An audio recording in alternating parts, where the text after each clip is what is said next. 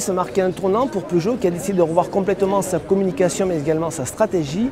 En effet, le constructeur Rollyon a décidé de faire un renouveau autour de 3 axes.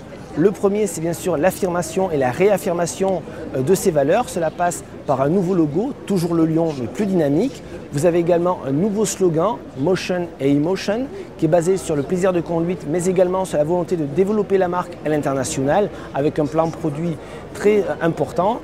Le deuxième point, c'est bien sûr l'écologie incontournable avec de nouvelles motorisations, mais surtout on va dire la concrétisation de BB1 en tant que modèle de série. Il ne sera pas exactement pareil, mais il sera très proche du concept car qu'on a pu découvrir sur Caradisiac. Et le troisième point, il est derrière moi, c'est bien sûr l'avenir de la marque au niveau des produits. Il y aura 14 nouveaux produits entre aujourd'hui et 2012.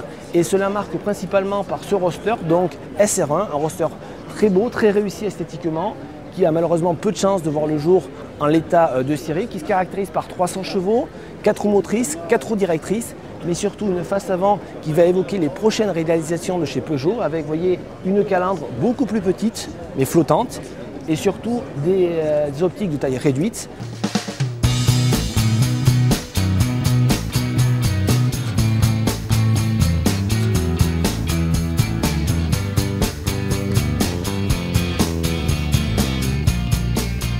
Alors non, c'est pas un véhicule qu'on va mettre sur les routes demain, c'est plus un manifeste de style, c'est plus un exercice de style qui va montrer la voie qu'on va suivre sur les futurs Peugeot, sur les futurs modèles de la marque. Et notamment au niveau de la face avant qui rompt radicalement avec ce qu'il y avait aujourd'hui et finit cette prise d'air énorme centrale. Alors finalement, ça reste la même architecture en fait, une entrée d'air unique, principale, des phares, un regard qui reste quand même félin, même s'il se stabilise et s'il se réduit en taille.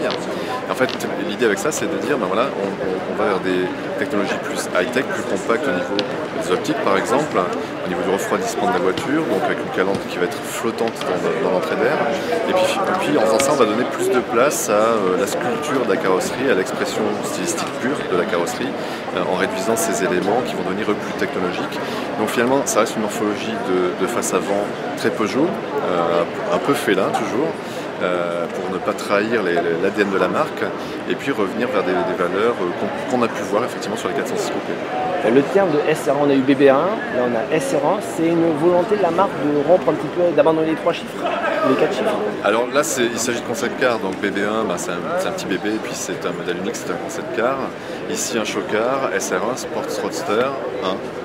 Suite, on va dire, de l'aventure Peugeot cette année, c'est bien sûr la commercialisation et les essais du Peugeot RCZ.